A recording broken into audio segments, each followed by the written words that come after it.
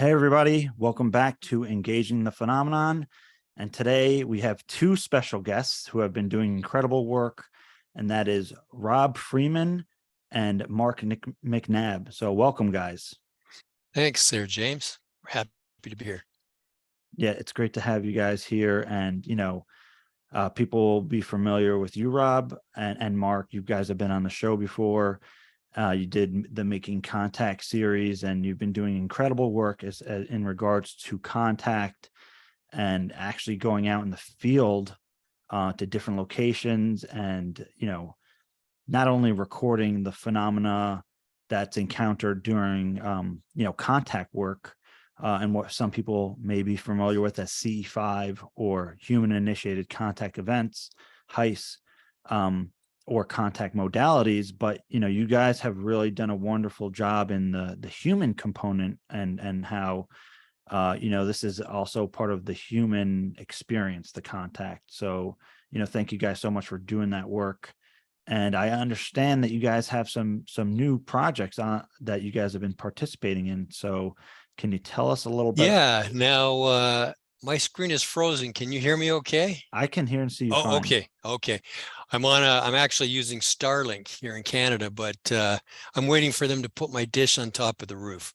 Right now it's on the front lawn, and there's been a couple issues. So we've been, despite the pandemic, we've been able to get out and do some expeditions. We've been in over the last year, we were in Ecuador for a couple of weeks. We were in we're at the Marysburg Vortex, and that's the eastern end of Lake Ontario. We're on the Canadian side of Prince Edward County, overlooking to the eastern side, across the United States as well. And we got some interesting captures there. And more recently, we were in Italy, and we actually, several of us saw craft there. There's quite a story around that as well. And James, I just lost your picture feed here. There we go. I moved one wire and there we go. Okay. Yeah, go figure. So technology is great when it works, right? It is. So just so we can frame this into different perspectives and so people can be clear on the project that you're doing and what to expect coming into the public and going forward. There's the two different projects, right? So you have the Making Contact messages from the Andes. Can you tell us about that? Yeah, I can help with that, James. So I can't remember the last time we spoke to you, as far as our projects and where we were at, but from 2020, I'm going back a couple of years, almost 3 years, 2020 and 2021, we produced material off of two major expeditions. We went out to British Columbia and we spent a significant amount of time out there. I think it was around 14, 16 days. And this was all part of a project that it's called The Man Who Wanted to Make Contact. So it's kind of a bold title, but it's also a documentary that's very Canadian centric. It really deep dived into the history and of UFO sightings and extraterrestrial sightings in Canada. So we were very fortunate to not only be in British Columbia, but also in Manitoba, and which we spent significant amount of time with Grant Cameron. Grant is an amazing, what a mind. He deep dived into Red Charlie. We went out to Falcon Lake by horseback and talked to people out there who talked about that very prolific UFO sighting event. And then, of course, in addition to that, we went out to British Columbia and we went through Duncan and again, got into the legends that are out there. It took a helicopter to Sail Mountain, which was very exciting. So it was basically off-road, a lot of off-road, off-grid style, like an expedition that was really going to places that no one could even imagine going, and setting up the equipment and seeing what we'd see. So that was 2020, 2021. In 2019, just to step back, was Making Contact messages from the Andes. So we've got two documentaries. And Messages from the Andes was our time with Ricardo Gonzalez. There were 7 of us, actually. Ricardo Gonzalez, his lovely wife, Sol, Paula Harris, Giorgio Pacenza, William Crowley, myself, and Rob. So there were 7 of us, and we were everywhere. We were everywhere. We went to Huascaran. We went to the, to the peak, 14,000, I believe, feet, right, Rob, in altitude, and spent a couple of nights at the top of Markawasi, the stone forest. Incredible. That's a produced documentary that is out there and is, hitting the different expos, and it's starting to be watched. And so we're in the screening stage, like we're looking at streaming and getting into video and getting into the streaming services. But I didn't want to miss the window to screen these films and get audience reaction, because we just had a screening, I guess it would have been last weekend at Starworks USA, and the reaction was powerful. We're very proud of that people understand that, to know the truth, you have to live the truth, is basically the catch line for Messages from the Andes. Like, you need to be a part of it. And it was very road trip style, and buses that kept breaking down, and, we had to have these things happen. That, of course, I mean, it's all part of the adventure, siphoning water off of waterfalls to fill up radiators. I mean, we did a whole bunch of different things, taking donkeys and horses to the different parts of where we were. So those are the two major projects that we did off of those major expeditions. So that was kind of the part of the whole making contact stuff. And then I'll just touch on this so we can get into the next stage of what we're doing. Kind of just created an alternate, not a complete digression, but an alternate view on what we're doing, because Rob and I, as you know, we've been doing this, be our 8th year coming up into 2023. And in addition to all the pursuit to make contact at our own level, we're just interacting with incredible people that have had experiences. Like Rob had his experience when he was 12 years old. Okay, so that's I won't date you, Rob, but we'll just say that it's a while ago. But we're running into people like Ricardo had his experiences when he was quite young. And there are other people that we also talk to that have had their experiences when they were young, or that it's a part of their family, it's part of their lineage. It's amazing. You talk to the grandmothers, that are in the kitchens at Markawasi, who are talking about the different experiences. And it's really amazing. So, and we also felt that this would help us learn more about what creates that level of contact, because that is our goal. That's always been our goal for 8 years, is how do we elevate our consciousness? How do we elevate our knowledge to get to a point that we can have more advanced contact experiences? And we're kind of learning from the best.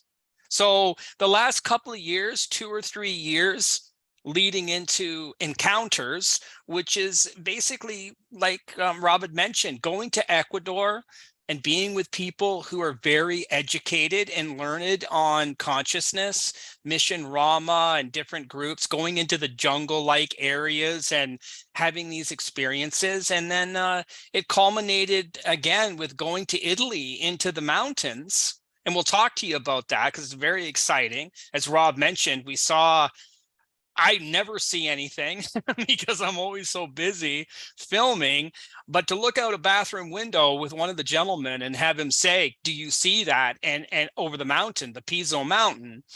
And then earlier in the day, Rob had seen something very, very similar in the same mountainous region. I mean, this is a very secluded part of Italy, northern Italy. Makes you realize you're definitely not alone. And that's really the catch of encounters. We are not alone. Yeah, for sure. And I appreciate that you guys are working with these different people, especially, groups that are international, that, UFO researchers in the United States, especially on the larger scale, may not be familiar with. And to know that these incredible things are happening on a regular basis and have for decades and centuries on, really, and millennia, really, if you go back to, Wonders in the Sky of Jacques Vallée, kind of looking over a Passport to Magonia, these different kind of interactions that humans have had throughout history with non-human intelligence. And that's kind of like right in what we're talking about. No matter what framework you use and try to categorize non-human intelligence as, it's something that's part of the human experience. And again, I'm really glad that you had mentioned Mission Rama, because people in the US especially are going to be familiar with CE5 and the CE5 initiative and CSETI and contact work from that perspective. But really, decades before that, Sixto Paz Wells in Lima, Peru, in South America were, setting up groups doing the same exact thing, initially, not, they had their own approach and practices, but they were doing program sightings, or what we would call human initiated contact events, and having incredible success, maybe even more success in that regard on a basis of very close contact.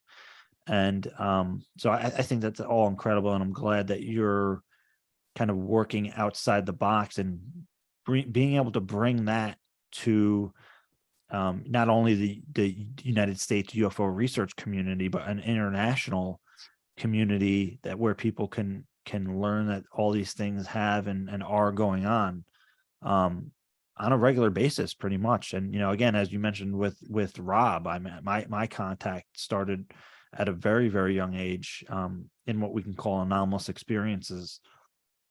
So I do think that is also important. But I do have a question, just because I'm sure listeners will be curious about this. Doing the contact work that you guys have been doing with these different individuals, have you noticed different kind of levels of interaction in different areas or more remote locations? A great question, James. I'll jump in a little bit, Rob, and you can jump in as well. Sure. I mean, that's what was so exciting about Italy. Italy was years in the making. Okay, we met a gentleman, Filippo Sarpa, who's he's an academic. He's at the high end of his academia, and he connected himself with people in northern Italy that are very, very remote areas. I think it's called Sondrio, the Sondrio area. And just because we've never had the chance to really talk about this, but this is something for your listeners to look up too. Alessandro De Royo, I hope I'm pronouncing the last name correctly, but he just came out in the national news. Okay, this is very, very new. It's very fresh information. He was in the Army, Rob. I believe he was in the Army. Yep. And he had a lot of contact experiences, and he was discharged and taken into different criminal style case that because of what he had experienced, what he saw, what he took pictures of, what he was talking about. It was only less than a month ago, we got to interview him. Of course, it was a Mr. X style interview, us around the table. He didn't want to be on camera, but he said we could get his audio. But the whole point of this is, in that region, there's two gentlemen up there that, have done a lot of work for 20 plus years. They talk about a lot of different things, about a village that, is known for having extraterrestrials live within the village and interact with the villagers. This is a very real thing. Government agencies came in and tried to do different things. They got very quiet. This is a whole thing. And of course, talking to these gentlemen from Italy, what's the information that's shared right away? If a UFO or an extraterrestrial came into, no offense to these cities, Toronto or New York or anywhere, it'd be a circus. It would be a crazy, crazy circus. But up there, according to them, this is according to them, we didn't get the chance to see extraterrestrials. We saw what we saw in the sky. But the point of it was, they talked about stories from villagers that don't have any agendas. They don't want to be in the paper. They don't want to be on television. They don't want anything. But what do they talk about? They talk about these extraterrestrials poking their heads up into the windows of their kitchen. Like they're in the kitchen and they poke their heads up and they look in at them, or they come into the backyard and they're standing there and they're looking at them, and they're all, whether or not you believe it, it's not really a question of belief. You have to go one step further and you have to say, why tell the story? Why tell it? Why would that person, risk ridicule to tell a story about an extraterrestrial looking through their kitchen window? It doesn't make sense. But the theory, and I'll end it with this, the theory is it's because it's remote. It's because it's quiet. It's because it's not busy. They're just doing this because they know they're safe, because there's no risk. And the guy went even one step further to talk about that they're not even interested in the humans. They're not interested. They're Right. they're interested in the geological side of our planet and different things like that. Maybe Rob, you can touch a little bit on that too. Yeah, so they're really well, this particular group was more interested in the geological evolution of the Earth. And they were working side by side with humans. And these are remote villages where kind of like what goes on there stays there. And it really didn't go beyond there. These are just small little villages in remote areas. And as Mark says, it's not big news that gets out across the whole country or the world. And it's been going on for years. And we hope to interview a fella who's, Mark, I think he's around 90 years old now, but he worked side by side with an extraterrestrial for something like 20 years back in the 70s. And he's 90 now, so he's getting up there. So we don't want to leave it too much longer. But we have people who are willing to introduce us to him. Now, whether we go back to Italy and meet him face to face or do something on Skype, we really would like to talk to this fella. And do you guys know, or can you describe the type of entity that these individuals interacted with? Gosh, all kinds. Like, I mean, honestly, I have so much footage now, so much material of different interviews with different people. They all vary, like, it's, and the descriptions are kind of wide. Some of them, most of them, though, I remember the ones that I'm thinking off the top of my head, just because I'm looking through footage and going through different things. I mean, your typical gray, Right. your typical gray, like small, the larger head. I mean, these are the things that are coming up in the interview spots, right? But also the other end of the spectrum, the more like the Antarel style 9 foot, like Ricardo and Sixto both speak about, like, because, I mean, as we all know, Paul Hellyer, even in an interview we did with him, talked about 53 races that they know of, 53 races of extraterrestrial. Yeah, I mean, different different kinds, different in different shapes and everything. Yeah. Yeah, and it was even Paul Hellyer that said that, ET beings that are from the Milky Way galaxy all look similar to ourselves. Right. He says we all come from the same seed. And he says you could rub shoulders with one downtown and not know the difference. Could be your, first or second cousin. He said once you get out into the other galaxies, they're different. You get into these insect or reptile looking beings and so on, but anything in the neighborhood, like the Milky Way galaxy, the beings look very similar to ourselves. We wouldn't know the difference on the street. So, in these places in Italy and so on, they've had interactions with, well, the ones that work right side by side would be ones that look just like us. But, as Mark says, when we were sitting down at the table with Alejandro, he pulled out pictures and showed us. And I'm not sure if we're at liberty yet to share them, but pretty incredible stuff. They've got pictures of beings where you can kind of see through the shoulder, like almost as if the being is there, but it's not, almost like hologram or presenting a physical shape, but in one part of the being you can see right through it to behind what's in the background. So don't know what that's all about, but we've seen some pretty incredible pictures.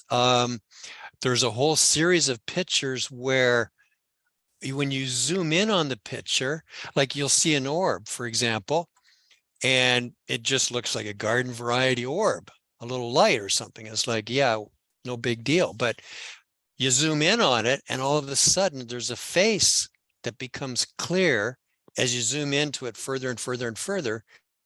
And it's almost like you can zoom in infinitely and it gets clearer and clearer and clearer. And he said they've sent this away to forensic laboratories, and there's no pixels in the center part. Like there's pixels in the digital image all around it, but the center part is something different. It's some kind of technology that we don't even know. It's just that, I had the picture on my computer and I zoomed in, and it's like you can see a very clear face. And it's not like you got to use your imagination, like laying on the ground, looking at clouds in the sky and seeing animals and faces. It's not like that. It's like a very clear face and head with eyes and nose. And the more you zoom in, the clearer it gets. And he's got several pictures like that. They have no idea what the technology is. The lab has no idea. They just, throw their arms up. There's no pixels in all of that center part. There's something else there. So that was a pretty incredible expedition in Italy. And I guess, we'll talk about that. The one experience that I had that leads into the experience that Mark had.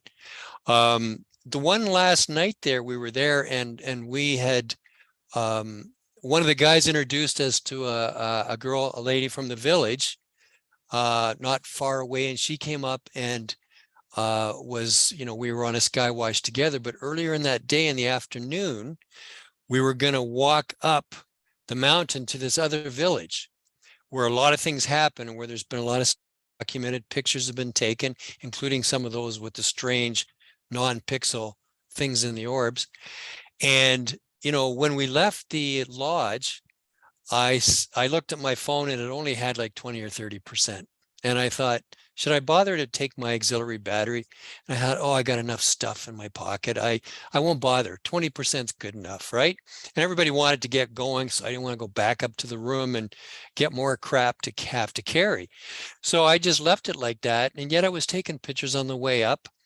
And by the time we got to the top, I went to take a picture, and all of a sudden I see the little wheel turning on the screen. And I thought, my battery's going to die. So right out loud, I said, okay, guys, you can show yourselves. And I showed my camera. I says, I can't take a picture of you anyway. My phone just went dead. And I kind of laughed, not expecting anything to happen. And then I turned to everybody else and I look on the side of the mountain, the Piso mountain, and there's a craft going right across. Your typical, almost like a cigar shape, but a little thing on the top going right across. And I saw it, and it wasn't a plane. It was moving too slow for a plane. It wasn't a helicopter. There was no sound. And I saw it. It was very clear. It was a grayish sort of black color. And that was interesting. And then I said to whoever was standing beside me, I said, and wouldn't it be funny if my phone, it was this phone right here, if my phone came back on again when I get to the lodge? And I'm just laughing, not expecting that that's going to happen. But, we did some footage, we did some interviews up there and stuff. And then we finally headed back down to the lodge. It was going to be dinner time. And we get into the lodge. They've got a room right by the front door where you take all your boots off because it's open grazing for all the cows. God knows what you could have in the tread of your boots. So they don't want that tracked into the rooms. Okay. So all footwear stays in this room, right? So it's wooden benches to sit down, and, I carry my phone in my back pocket, and I'm used to when I sit down, especially on a bench, I take the phone out of my pocket. I don't want to break the phone. I took the phone out of my pocket, James, and it was on. Yeah. My phone was on again. Yeah. And it's like, oh my God. And then so I think I told Mark about this, what had happened. And I went into the dining room because we're all sitting down now for dinner. And Mark you can pick up with your experience that you had right then and there as well. Yeah, it was all seemed to be like a synchronicity of experiences too. Like Rob had his, we came back getting ready for dinner. I'm talking with Felice. Felice goes down to the washroom, and which has this perfect view, by the way, of the pizza. And to know the pizza, it's like the centerpiece of that entire northern Italy valley, right? Because many sightings. I still get unbelievable pictures sent to me about every 2 days from Felice. He's always sending me something. Tell me what you think of this. We don't understand it. I have a lot to share with Rob, but Rob was away, so now he's back. So now I have 50 pictures to show him. And Mark, just to say too, that washroom you're talking about is right at the end of this room where we took our boots off on the main floor. Okay. Exactly. So it's like he's down there and he's using the washroom, and he kind of quietly asks me to come down. Because again, it's like what you said earlier, James. Like, we have a great respect for Jacques Vallée. We've interviewed him many times. We've got to spend time with him last year at Starworks, and he always says it's all about the witnesses. If you're by yourself, it's lovely. It's a wonderful experience at a solo level.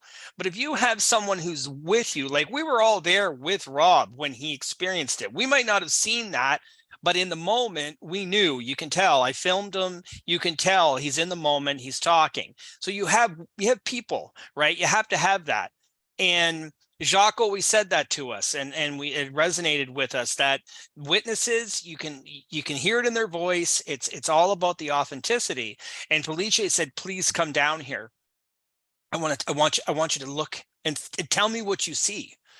And again, I looked out the window, looked up at the pizza, and I saw it. It was like cylindrical style. I don't have the eyesight that Felice has, but I saw what I saw, and I knew it wasn't typical. It wasn't a plane. It wasn't a helicopter. It had a very different shape to it.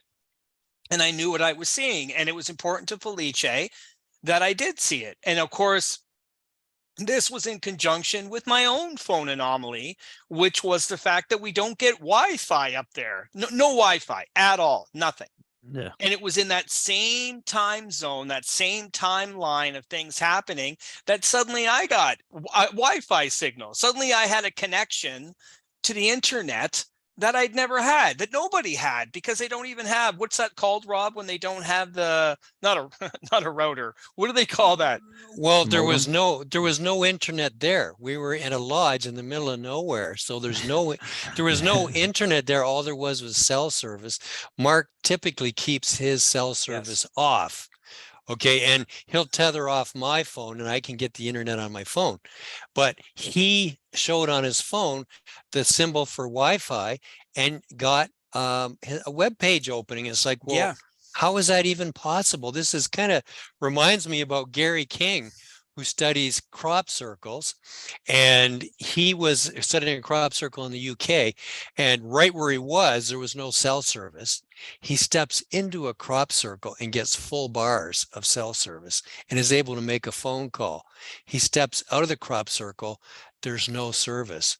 And I just posted on my webpage today on my Facebook that, the London Free Press and Sarnia Observer here did a story on me from 1966 of what I saw when I was young. And somebody replied on that post and said, Rob, did you see the crop circles in our area a few years back? And she said, the strange thing was there was no cell service in the crop circle. So she had the opposite. Okay. And when she stepped out, there was cell service. Now, Mark, down in that room, he was showing Wi-Fi and internet on his phone. There is no Wi-Fi. They don't even have a router in that lodge, period.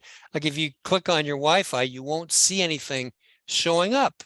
You can click your button on or off and there's just no Wi-Fi, period. So he had that. And I think there were a few other anomalies we had happen, Mark, as well. You keep track of a lot of this. Yeah, I mean, those are the big ones. I mean, we had different pictures that we took within the group. We Mhm. had people get pictures that were verified as being anomalous. That we of course we work with Dave Palachek from MUFON Canada, and he puts it through all different kinds of filters and system software, and he does all these kind of things. So we did have we had some sightings, we had some findings, and yeah, to me, I think Rob and I both recognize it's just the tip of the iceberg. We've been invited back. I actually just got, I haven't even had the chance to tell Rob this yet. My apologies, Rob. But we did get a word back from Alejandro that the next time we come, he's going to take us to wherever we want to go. And he's going to be a very active participant with us on a future expedition, because now the gloves are off for him. He can be himself, which is amazing, and take us to the places where he has had experiences. So that's exciting. That's very exciting. Yeah, for sure. And I know people are going to be asking about this. So, um, were there a lot of things you were able to document as far as pictures and video footage of anomalous phenomena? Yes, Well, we have a couple we got pictures. some, yeah, we got some, and of course, my episode with the phone, the phone was off. Yeah. So, and to me, that was no coincidence. It almost seems like this phenomenon has a sense of humor too, because the second my phone was off and couldn't film was the second it showed up. The craft went right across the sky. But honestly, James, we kind of look at it like this. Maybe it's 20% are craft and lights in the sky, and the other 80% are all the crazy things of high strangeness that happen around you. Yeah. Like, Yeah. we could speak for hours on that, like, that duplicate check incident, the duplicate Yeah. voucher incident, Mm. all these kind of things. And it's all connected. And we've had where, Sixto Paz Wells had talked about this the night before. We went to Playa south of Lima in Peru. And he says, Rob, you can have a situation where people can see you, you can't see them. It's almost like one-way reality. You can have a situation where you can see them, they can't see you. And right on the beach there at Playa, we had a police officer who we were trying to get his attention with flashing our lights, jumping up and down, yelling, everything else, drive right by us within 10 feet as if we're not even there. Mark's even got it documented on film. So these are some of the cool high strangeness things you can have happen. Sixto Paz Wells has talked about bilocation, where he's been somewhere and then somebody will come up to him the next day and say, it was great to see you in the street there yesterday in downtown Lima. And Sixto's like, wait a minute, I wasn't in downtown Lima yesterday. And they'd be like, but we had a full conversation. you know so you know eh, there's all this stuff about alternate realities, multiple realities. The mathematics proves some of this stuff. We've talked to these scientists and these professors, even Erling Strand and the Hesslin Project. He doesn't even bat an eye when you talk to him about this stuff, because he's got his own experiences around multiple realities and parallel realities. And he says, Rob, the mathematics proves it. It's proven it since the 1950s. But sometimes you can get lucky enough or fortunate enough to actually experience it. And for whatever reason now, James, we've experienced this many times and fully documented. So to us, that's kind of like the 80-20 rule. It's like 80% of the things that happen. It's like sometimes I don't even need to bring the equipment out. The stuff that happens on the ground is nonstop. And we don't consider an expedition successful unless we have a lot of this cool high strangeness. Like, more than once we've had all the batteries go down on all the equipment, plus everybody's cell phones, like everything's just dead. And, that's not a surprise to most of your listeners or viewers, because anybody that's out doing CE5, I'm sure that they've had the same experiences. So, yeah, we love lights in the sky, we love craft, but we also like all this other cool high strangeness that happens. Yeah, I'm really glad that you brought that up, because again, as I mentioned before, we started recording here, I really appreciate the UFO subject and contact and everything, because it's the bridge between physics and metaphysics, because you have these physical objects, seemingly, right, as we consider consensus physical reality in the material universe, that are apparently here, that people can see, either individually or a group of people. You can record it on footage, you can have gun camera footage, it can be tracked on radar, but at the same exact time, it's demonstrating these metaphysical principles. Again, you mentioned bilocation, like this is stuff that's mentioned in ancient texts, Vedic and otherwise, of these different kind of reality, so to speak. But here's the UFO phenomenon. It's demonstrating and converging these realities in a sense. So I that's why I think the UFO subject and contact, and even though it's a loaded term, disclosure, some of these things are important, right? On an individual and collective level. So, speaking to that, actually,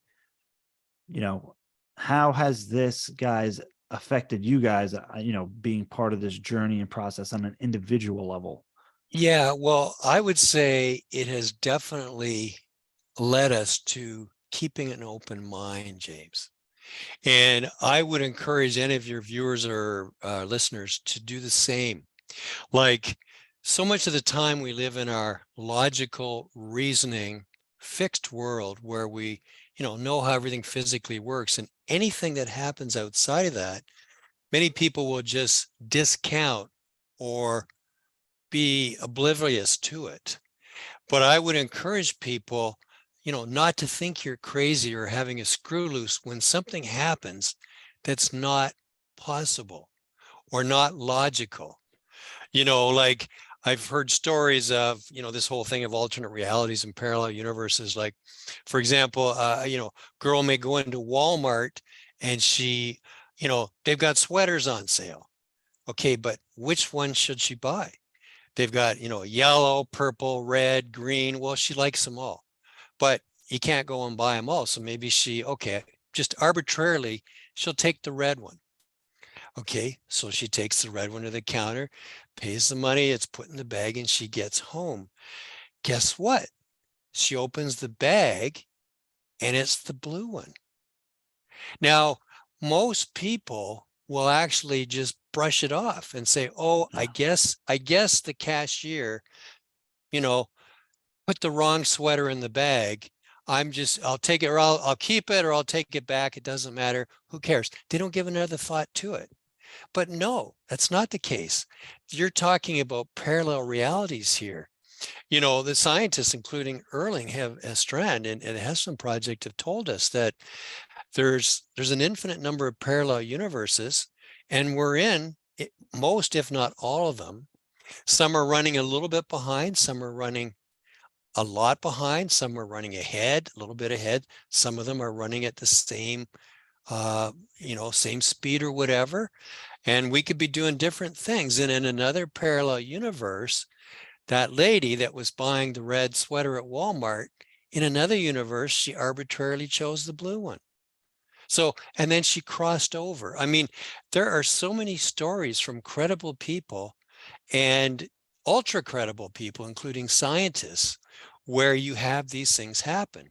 And in my mind, all this stuff is connected, like including, how ETs get from where they are to here. Like, what are they using? They're manipulating space and time, likely, to get here. They're not likely getting here the old-fashioned way of, rockets and propulsion and traveling, at just a fraction of the speed of light, because, the universe is a vast distance across just to get to the nearest galaxy or whatever. And, it takes light years. So they can go through one reality and come out another.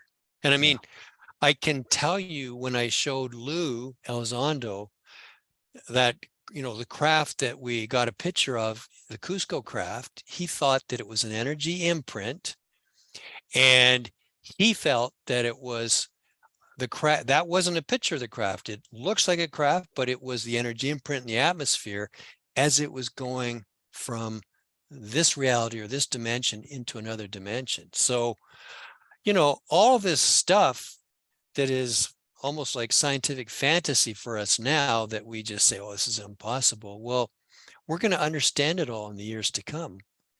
And it's not going to be a big deal. But right now, people think it's magic or it's paranormal or it's this or it's that. I mean, we're going to study this stuff and we're going to understand it. And we're going to be able to manipulate it just like the ETs do. He told me that in the Tic Tac incident there, he said, if you were, and you know how it went from 0 to 30,000 feet in like 1.5 seconds. He said, Rob, if you were in that Tic Tac, you would view outside that nobody's moving. He said, for you, you're traveling at a normal speed, could be, 500 miles an hour or whatever jets and so on travel.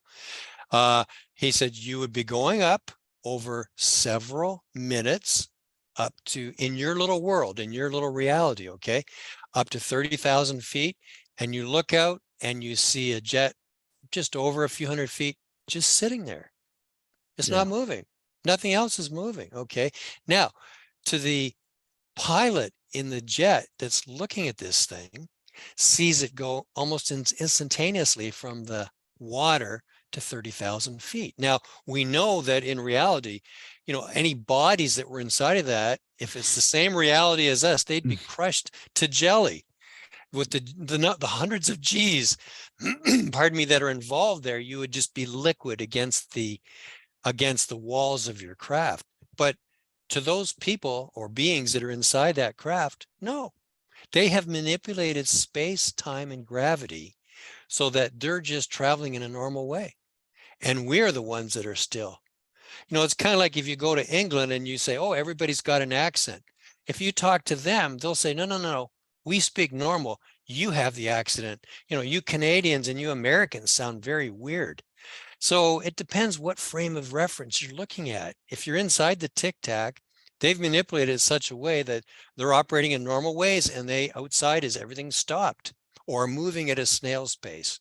And then on the other side of this, and there's likely a transition zone between these two, but in the area where the jet fighter is, he's in that reality, that space, and his view is like the English. They got an accent, and he sees this thing shoot up. So I would encourage people to keep an open mind. There's just so much stuff around this that is not super commonplace in today's world, but it exists. And Mark and I have bumped up against it several times now, and it's real, but it doesn't happen every day. So the normal person doesn't typically bump into this, but they do. Like that girl who took home the red sweater and she got it out of the bag and it was blue, for example. Yeah. And getting to, what you said about having an open mind, if you're an experiencer, or somebody who's had kind of waves of this kind of activity, there is a learning curve, and there is a hopefully a process where you can integrate that. Because I know I've had experiences where like I had to call people as witnesses saying, come here, do you see this, right, kind of thing, because I thought I was losing my mind, because it was so fantastic, yet everybody there was able to kind of be part of that experience. But a very interesting thing that you mentioned about the Tic Tac and that kind of idea of it's in this kind of almost an alternate reality, and people have speculated that some of these technologies have kind of like their own gravity bubble or reality bubble. Mm-hmm. And possibly that's what's creating a distortion when you try to record or view them, is that it has this reality bubble or gravity bubble, or however we could space-time bubble try to describe it through our current understanding. It creates this distortion or field, or field propulsion effect, or what have you.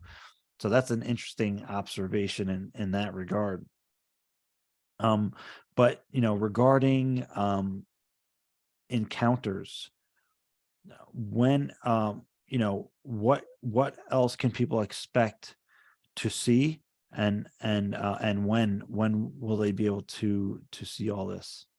I'll touch on a couple of things quick, James, just to kind of, because the one question was how it has affected us, and Yeah. Rob was, is an incredible, I learn more about Rob every time he speaks, I really do, though. And I mean that with all respect, because I see the effect that these experiences have had on him over the last 8 years. And, so it's like an evolving thought, right? It's an evolving perception of, and I think for me, because Rob is the best example for me, because I'm with him and I see this, I see his eyes light up. I see him get excited. I see him get disappointed. I see all these different things. And of course, my view on that is through the eyes, honestly.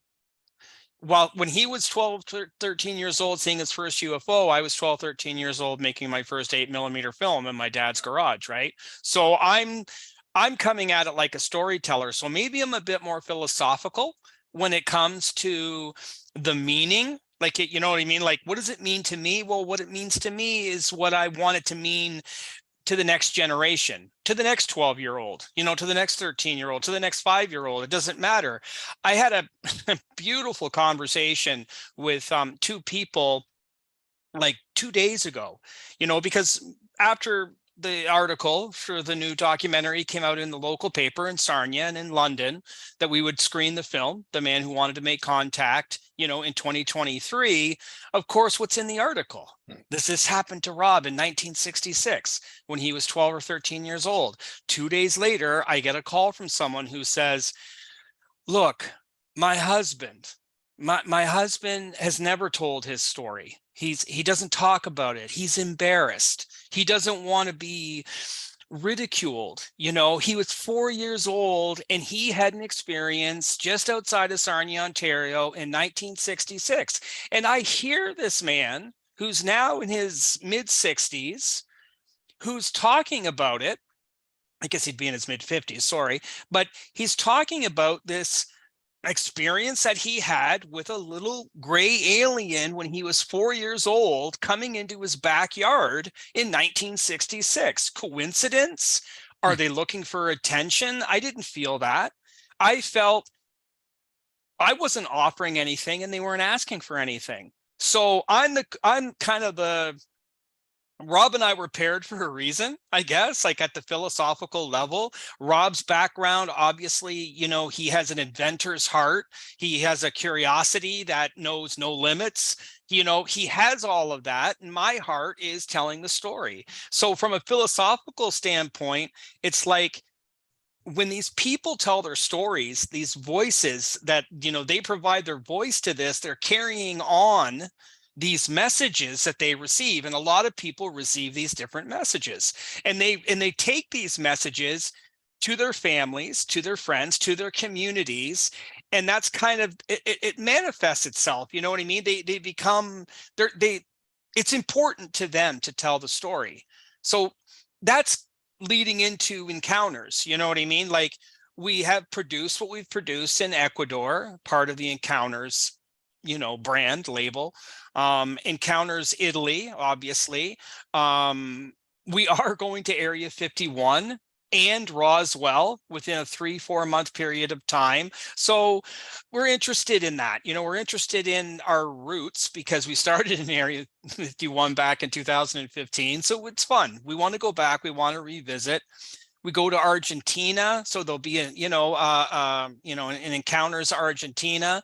I have more that I haven't completely talked to Rob about yet, but he's always very receptive when I bring experiencers and people who have had things happen, encounters that people have happened. There are different South American countries that we had lined up in 2020 before COVID that were, a lot of work was done, and Rob respects it, and we get excited about that as well. So ultimately, yeah, this will become like an anthology of probably 45 to 60-minute programs that after Messages to the Andes screens all over the world and the Man Who Wanted to Make Contact, there'll be these new programs that'll come out. And I think, again, we just respect everyone who comes forward with the courage to say that, you know, they spend days with us, they spend weeks with us, they cohabitate with us, basically,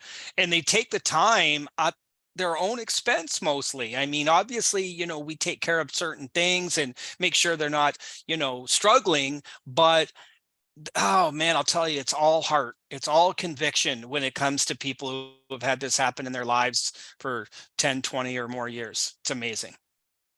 Yeah. And, you know, I had kind of two questions here, and let me start with this one.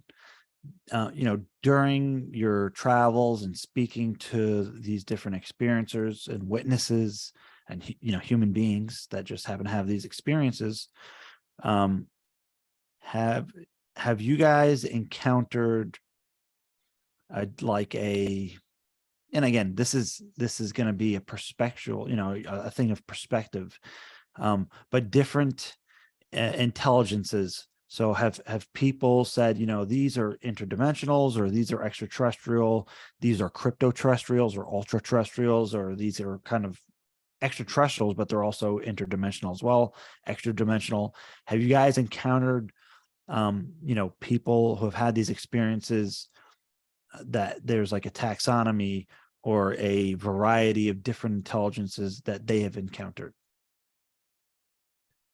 Mark, do you want to answer that question?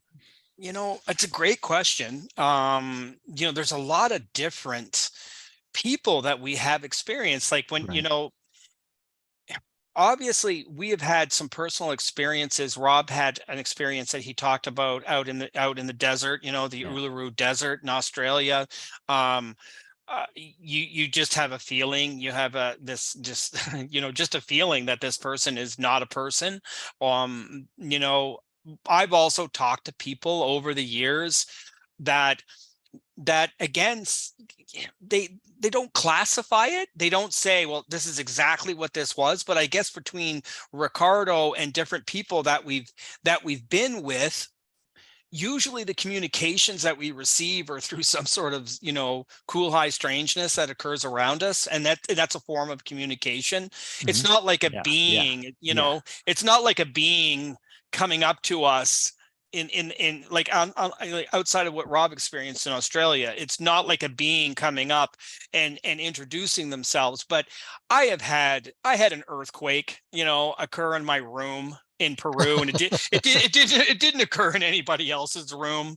You know what I mean? Like, it's just mine, and there wasn't anything in the news about it. There wasn't anything in the papers. It buckled the floor. Rob and I think we've got a list of about 40 things that, you know, you just know. You just, like, we don't wear those like badges of honor, you know, like, oh, look at what happened to me in my room. Like, I don't even do that. I don't even introduce it like that. To me, it's just a confirmation, whether or not they're playing around with the cameras, turning off sound channels, you know, coming into the room, showing themselves up in some sort of way or shape, or just a small glitch, you know, in the matrix, for lack of a better word. But even just a small glitch that, you know, because of maybe, you know, with me, it's always my cameras. You know, I have files change their numbers and their codes inside my camera, and I take them out and the time codes have changed. Like, these are things that happen to Rob too. Batteries drain that are 100%, and they drain the second he puts them in the camera. Like, you just know that you're being communicated with. So I don't think, I'd love to be able to say to you, James, and to your listeners, that these come in forms of beings, you know, like actual physical beings. But I think it's more I don't know, telepathic, but consciousness related. Like, it's just they affect the environment. You know, they affect sometimes, you know what I mean, Rob? You know what I mean? Yeah, it's, for me, a lot of it is, I mean, we had that encounter with the being in Australia, and, you know, it's on another podcast we did. And, you know, we've got more or less 99% proof on that one because of the other things that all happened with it, and later, months later and so on. But to me, this all reminds me of the movie Interstellar. I was just gonna say, I was Yeah, thinking the exact yeah, same thing I yeah, wrote down here. I was gonna, yeah. Where the father, I mean, he's Mike eyes or whatever, and the daughter can't see because she's huge, right? Again, you've got these two realities bumping up against each other, and I guess it's his study, and he's doing all he can to push that one book out of the library onto the floor. And then that was a communication to her, right? yeah, And, I don't remember all the details of the movie. I just remember that part.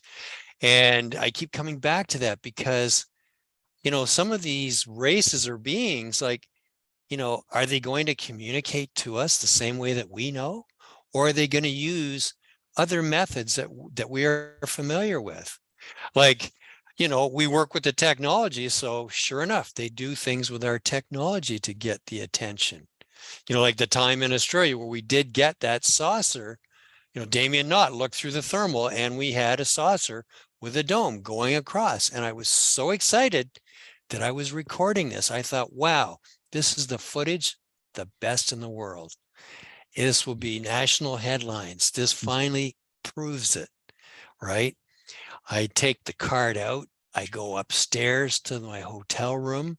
I put it in my computer, the same one I'm talking to you over now, slide the SD card into the side, and I'm playing, my heart's pounding at 100 miles an hour, right?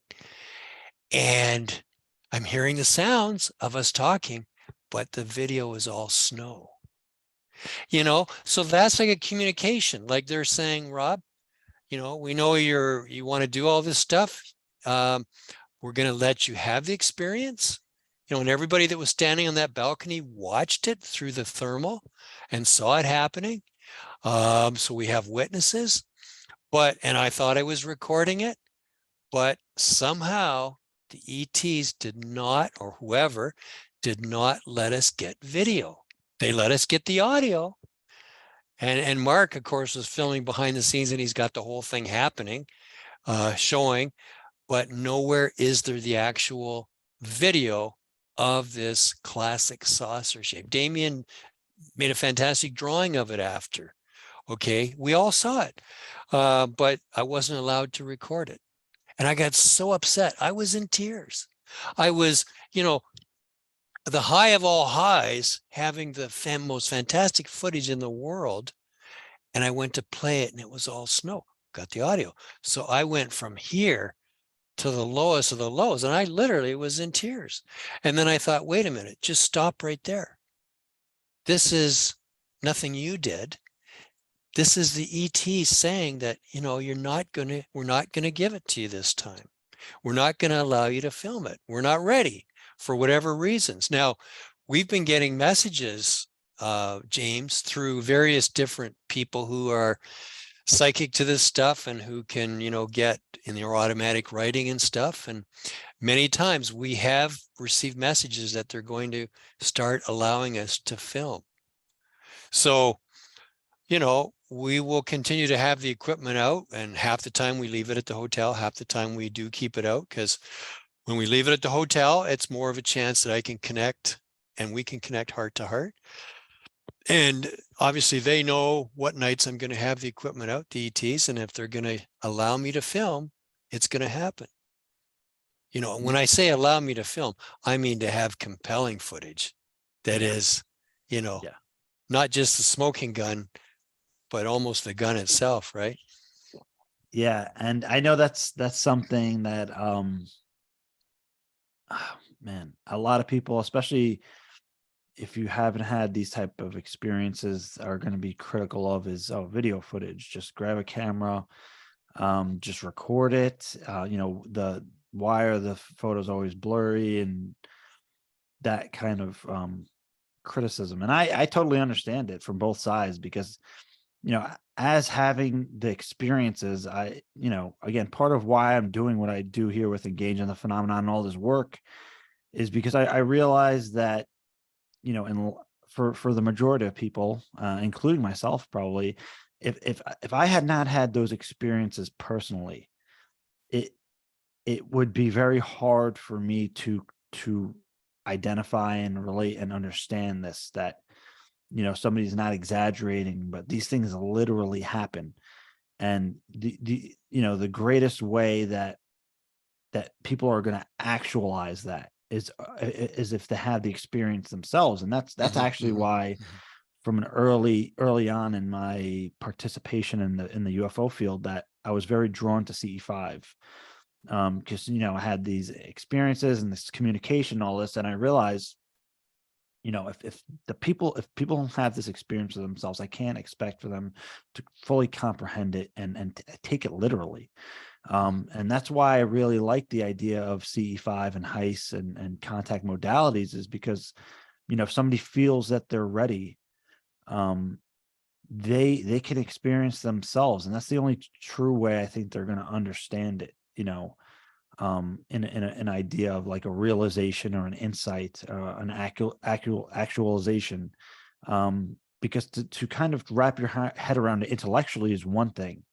And people can manage to do that if they're open-minded, but when you have the direct experience of it, that's the transformative component, I think, on a very deep level. And even just for me, these past few weeks, I've had experiences, and I don't really talk about them. Some of my really close friends and colleagues, I'll bring it up to, because it's like I want to be able to share what this thing that just happened to me, at least for the record somewhere in some level. But if I had just went on Twitter and said, "Hey, I just had this orb in my yard 50 feet away from me that was an iridescent white, that directly interacted with my thought," that's, most people are just not going to be able to understand or accept that. And I get it, and again, and that's why I think that the work that you guys are doing in trying to communicate this stuff, especially in the format of contact and contact modalities, that this is something that if people are ready and willing to, that they can experience on their own. And again, not just a light in the sky, which is really cool, right? By the way, but all these other things, like these uncanny synchronicities that will just blow your mind in the way that the only way for this synchronicity to have taken place the way it does, the only way for that to occur is if reality is way different than what we had assumed in the materialistic paradigm. There's no amount of probability that leads to this happening, other than that we need an expanded and alternate view of how reality is, what reality is, and how it works, how it integrates, and how we're connected to it. So I really appreciate your insights and perspectives on that, because I think it's really important. But in regards to these upcoming projects, what else do you guys have? Other things planned that are coming forward? Honestly, for the next, I would say approximately 6 months. I mean, in addition to going to Area 51, coming back, obviously enjoying the holiday, what's happening now is, as I mentioned, James, honestly, just in addition to for the documentary side of things, we're just releasing these 2 documentaries, like doing different screenings. Very excited. I mean, we've been invited. And again, this is new information for Rob too. It's just because I'm solidifying. I don't like to bring things and talk about things until they're real, like it's talk, but it's, we have a, different. I like to double down when we go on an expedition. Not only do we get to go and do some incredible, incredible time in the field with experiencers and different things, but I always like to introduce us to new people. And of course, having, I really do feel that the documentaries open that door for people to get excited and to understand they're part of a kind of a, a community of experiencers, and they see our work and they understand that, and it opens up incredible doors. So yeah, I'm excited to screen the films. open up the doors for expeditions and different experiencers. And so in addition to Area 51 and Roswell, we've got Argentina we're looking at for the tail end of March and April.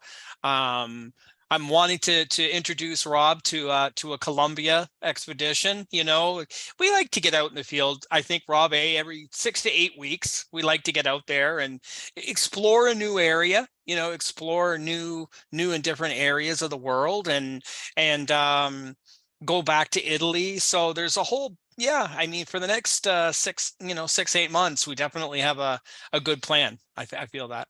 Yeah. And James, we kind of stay open also, because we've had incredible opportunities that have just kind of fallen out of the sky, so to speak, right into Mark's lap. So we try not to rigidly plan everything all through the whole year. We will plan some, but we do wait for these opportunities to come also. And there's some pretty neat synchronistic opportunities that do come. And when they come, you got to make sure you've got time in your calendar to allow them to manifest and allow them to happen.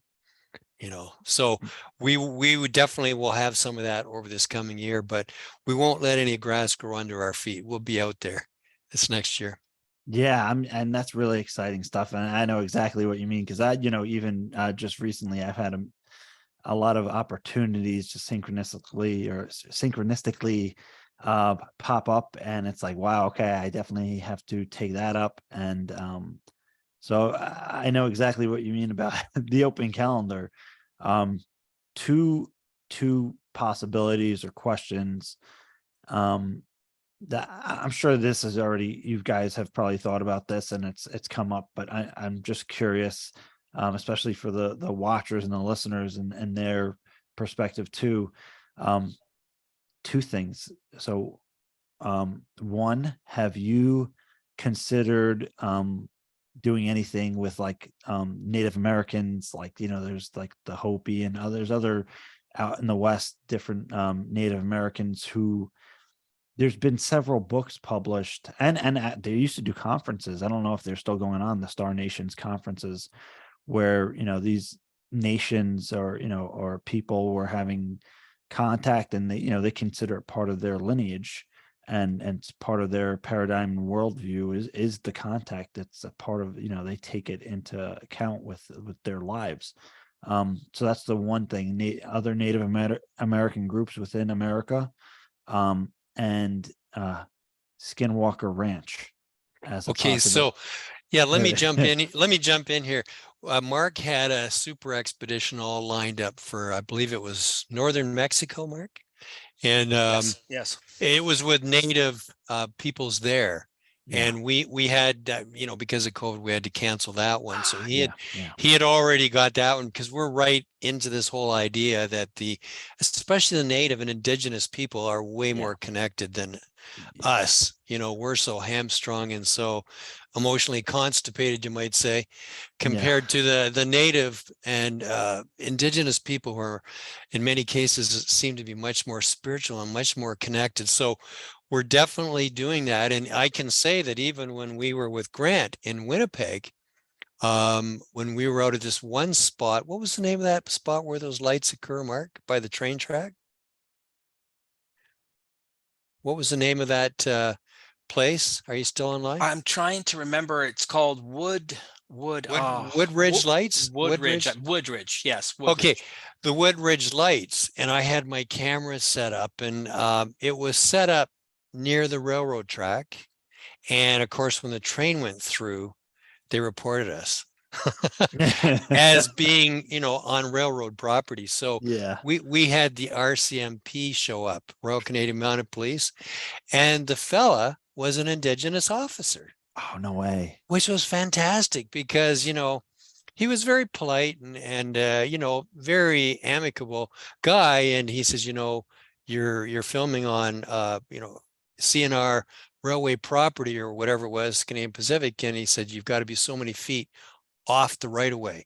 It's just for safety reasons and everything. I mean, we got fantastic footage of the train going by, but he asked what we were doing, and we were honest and told him, and he had all kinds of stories. like stories of, connections to beings, for people in his family and his friends and his associates in the indigenous groups. So he was a fantastic contact to have made. And we still have his name and number, and we may go back and do something with him, but we definitely want to make more contact with these indigenous and native people, whether it's in the United States, whether it's in Canada, whether it's in Mexico, or in, countries like Australia with the Aborigines and so on. There's going to be more and more opportunity for that as time goes on. Yeah. And I can actually say quickly, James, that is part of my Colombia pitch to Rob. Okay. I've been talking to a lot of different groups about, the indigenous groups and the indigenous areas, early civilization. I mean, that's basically what we're talking about is, and there is a lot of connection to the star people, as they referred to it, as the Hopi referred to it. So yeah, definitely. I mean, it's definitely a part of 2023, 100%. And James, you had mentioned about Skinwalker. Yeah. Okay, so I was I'll be quite honest. I was quite excited about this, and we've got some contacts that can get us pretty close to there and so on. And, after watching this series with the, what's that scientist? The Travis Taylor? Yeah, Travis Taylor. I've met Travis. I like him. But after watching some of the harmful things that have happened to these guys, yeah, the bloom has gone off the rose for me. Okay. Now, I don't want to put myself in harm's way. My dad taught me as a kid, don't specifically do that, stay out of harm's way. There may be some things that go on there that are not safe. Like there could be some kind of radiation that naturally occurs. There could be something that we don't understand that's just a natural part of the earth. So I'm not as interested in going there. But Dave Palachuk, our friend who runs MUFON Canada, he is still interested in going there. And he said, Rob, I've got I've got contacts through the indigenous people who own the ridge up that overlooks down into the ranch, and I can get us there. Would you be interested? And I said, well, maybe. I just, the last 8 years, we've managed to keep ourselves safe. Yeah. And we've had nothing but positive contact experiences, and we want to keep it that way. I was taught by my dad, you stay away from the bad side of town, and you don't go looking for trouble. It's easy enough to get into trouble. We found ourselves on a mountainside in Peru one time because we saw these strange lights, and we go up this, windy gravel road, and we have this vehicle coming at us with guys jump out with machine guns pointing at us. Okay. Now, turns out that they were narc agents. Okay. They were in the middle of a bust, and we found ourselves in the middle of this thing. So we kind of ventured off the course and got into, almost got into a little bit of trouble. We produced our passports. We, talked our way out of this, and all was fine. But as a general rule, I don't want to get ourselves involved in anything where we could harm ourselves. I mean, some of these guys at Skinwalker have had physical damage to their heads. Right. And what happened to Travis too? He had something happen to his hand, or I don't know. And then I don't want to get into this too much, but then there's the whole hitchhiker effect. Well, we've had that, but in a positive way. But no, exactly what I was going to say. Yeah. There's a positive element. Yeah. And, even like a boost in psychic potentials after some of these encounters. And, there's a whole thing to that. Yeah. So, that's, I totally understand both sides. And, again, it's great that you guys are going to continue on the path that you're doing and try to stay out of the trouble. Yeah, we really want to do. We enjoy this so much. And, but you have to keep yourself safe. We may yet still go to Skinwalker, but we'll be at a safe distance, like up on the ridge with our cameras and equipment if we do that. Yeah. And again, I don't want to kind of reframe or like put things in a perspective for people where there's any negativity. But I do think it is important for people that are going to embark on this kind of journey or adventure, if they even have a choice, right? Because some people are just kind of thrust into it, and it's you're only forward from there. But that, yeah, if people feel that they want to take this journey, that they're ready, that they're in a kind of healthy mindset, that they're as prepared as they can be, and it's kind of, it's really the simple stuff, right? And my friend Exo Academian, or Darren, he has the idea he calls like a spiritual hygiene, just doing the checks and balances, making sure you're emotionally all right, and squared away, you're taking care of yourself. Don't have too high or low expectations, and again, in my experiences I've had, especially with the C5 or heist or contact, overwhelmingly positive experiences.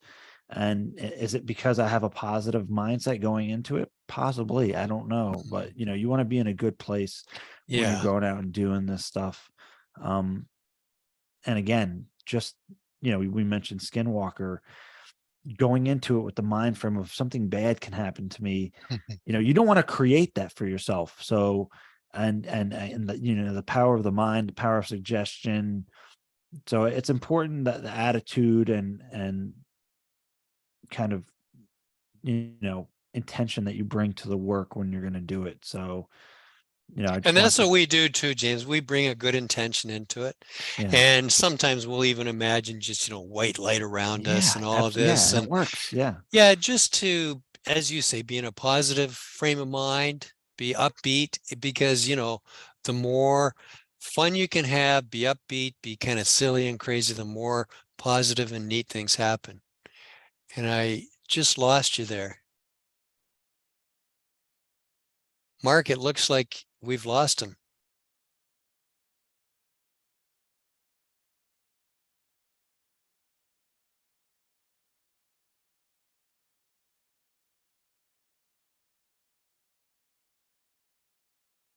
Are you there, Mark? It literally just came up for me, Rob, that I am now the host.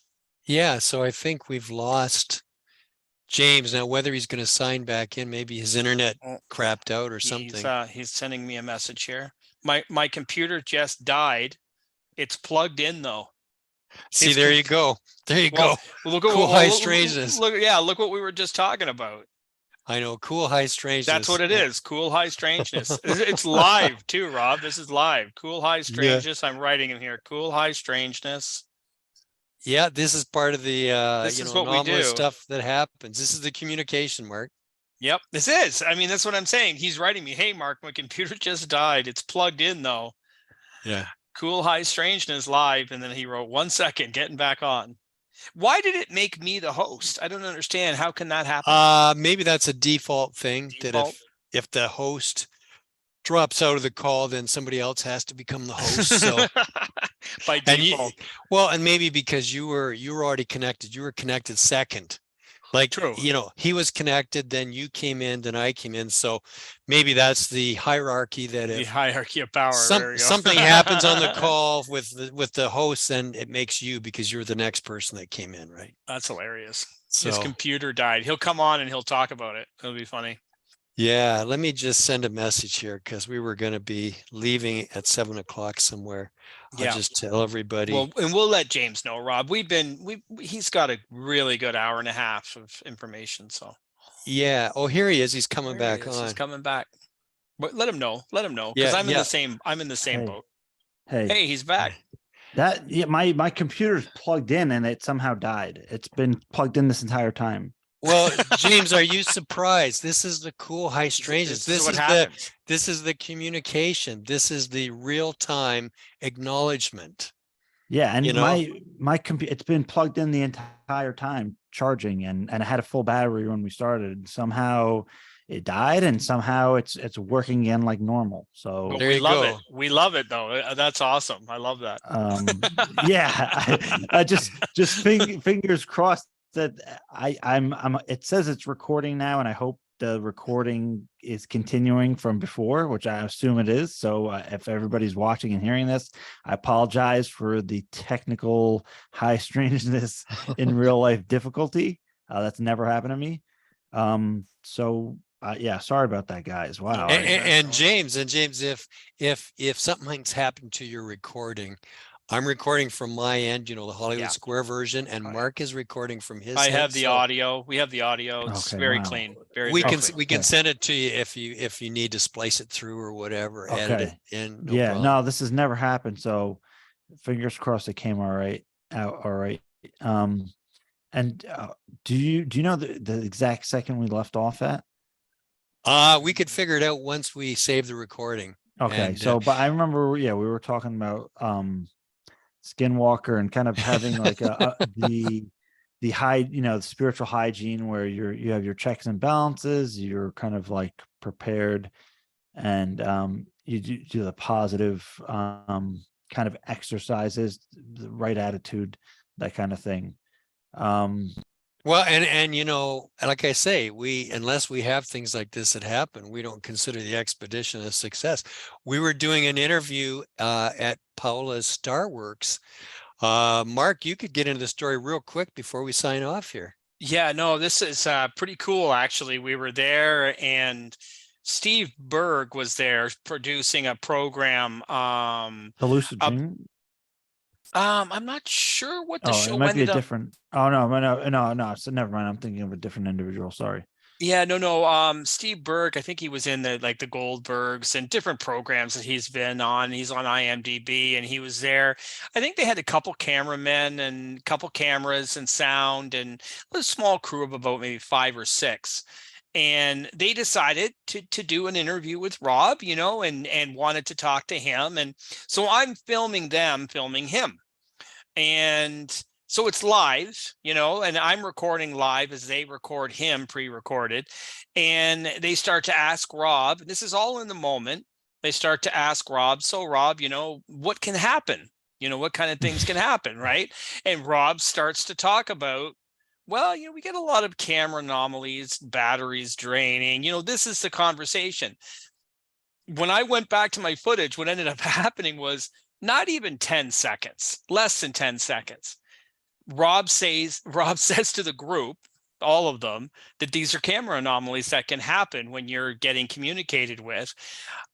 I look out on my right corner of my eye, and the one crew member is looking at the other crew member, and they finally said out loud, "Our batteries have just drained." Yeah. So this is the camera crew filming Rob. They said, all our batteries, we don't know what's going on right now. So that happened right in front of us. So it's kind of like when a computer goes off or a battery drains or anything. I mean, it's communication when they use your technology to talk to you. You're on the right track, James, when that happens. Yeah, you're on the right track. And again, it hasn't happened to me. I mean, again, it's been the computer's at 100%. It's been charging the entire time. Yeah. And now it seems to be working fine. So, And it made Mark the host, and a sign came up on his computer. Mark is now the host of the call. So yeah. So I guess yeah, we've had a lot to talk about here, and of course I definitely want to have you guys on again sometime. And meet with you guys in the field, right? And maybe meet you at one of these conferences that either I'm doing or we're participating in, or maybe that Paola is putting on with Starworks. So there's a lot of opportunities for that. Do you guys have any kind of parting words for the audience here? I guess I'll just repeat the same thing. Just keep an open mind, and don't be quick to just write it off as, oh, I guess I forgot this, or this must have happened. Keep an open mind, and just allow these synchronicities, these cool high strangeness things to happen. And honestly, James, if you keep an open mind, you're going to have more and more of it happen all the time. Yeah. And you can really connect to this whole phenomenon. And, you know, it's, as you say, it's only when you really experience the stuff yourself that you'll believe. And it's not then being a believer, it's becoming a knower. You know, you can become a believer just by convincing yourself, by reading or watching. You can say, I believe. Well, I don't want, people shouldn't stay there at that level of saying, well, yeah, I Right. believe Yeah. in the phenomenon, or I don't believe. No, no, no. Move past that and become a knower. And the only way you're going to become a knower is by experiencing it yourself. And then you know that you know that you know. And if you can experience it with somebody else, that's even better. Yeah. That helps your sanity. For sure. For sure. I know that firsthand. So do you guys where are people going to be able to find your work? Even though I'm going to have links in the description just for convenience for people watching and listening, where can they find all your work, guys? Well, I mean, there is the Rob Freeman UFO World Explorer YouTube page, obviously over 350 videos there, James, that are always updated. There's always something coming out every week, once a week, Saturday. There's always something of us somewhere in the field. And then the hub of all activity, like links to videos and pictures and updates, the Facebook page. You know, there's two Facebook pages now. There's Rob Freeman UFO World Explorer, and then there's one that's for encounters, and they're working in tandem to kind of keep the information flowing. All the updates, all announcements, everything will come through that as well. So that's the major pipelines right there. Definitely. Well, I appreciate you guys, spending your time with me here and with our audience. Thank you so much for all the work that you do and that you're continuing to do. And, I look forward to speaking to you guys soon. Great. It was our pleasure to be speaking with you, James, and look forward to speaking with you again anytime. All the best too, James, with your conference coming up in December. You're doing amazing work. You have just the best reputation, and it's always a pleasure to be with you, my friend. Well, thank you so much, guys. All right, guys, everybody, we'll talk to you later. Bye.